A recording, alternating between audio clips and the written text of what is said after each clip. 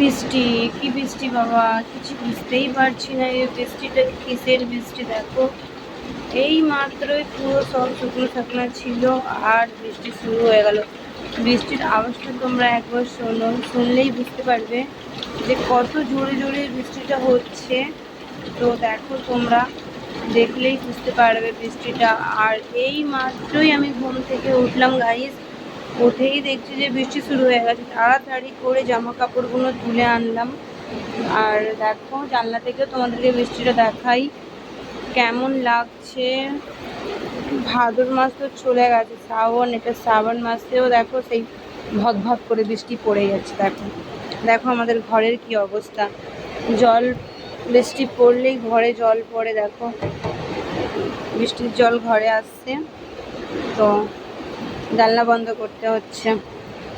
আর কি করব, এভাবেই দিন জীবন করতে হচ্ছে।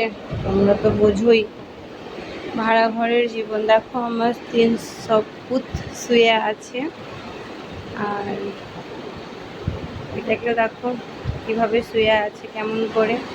জানো গাইজ এখনও খাওয়া দাওয়া কিছুই করিনি, তো তোমরা আশা করি খাওয়া দাওয়া করে নিয়েছো। এখন তো বেলা 3:30 বাজতে যায়। তো এই যে গামছা গায়ে দিয়ে চলে গেছিলাম জামা কাপড় তুলতে, আর গাইজ প্রচুর বৃষ্টি হচ্ছে। দেখো হ্যাঁ, উপরওয়ালার কি লীলা খেলা, এই মাত্রই সব শুকনো ছিল, কি কড়া রোদ ছিল। এত রোদ উঠেছিল গাইজ যে মাথা পুড়ে যাচ্ছিল বাইরে বেরোতেই। আর এখন দেখো কিভাবে জল পড়ছে পুরো। দেখো তোমাদেরকে কাছ থেকে দেখাই, দেখো এখনো যাদের কাপড় আছে, জামা কাপড় আছে, তারা তোলেনি, সব ভিজে গেছে। আচ্ছা আমি তো তুলে নিয়েছিলাম, ছাদে আছি, এইটাই সুবিধা। এটা বৃষ্টি হলে, ঝড় বৃষ্টি হলে তাড়াতাড়ি করে জামা কাপড় তুলে নিয়ে নিই। তো গাইস যদি ভিডিওটা তোমাদের ভালো লেগে থাকে তাহলে অবশ্যই তোমাদের মতামত জানিয়ে যেও। আর তোমরা ভিডিওটা কি কোথা থেকে দেখছো একটু আমাকে কমেন্ট করে বলো। আর শুভ দুপুর, সুন্দর হোক তোমাদের দুপুরটা।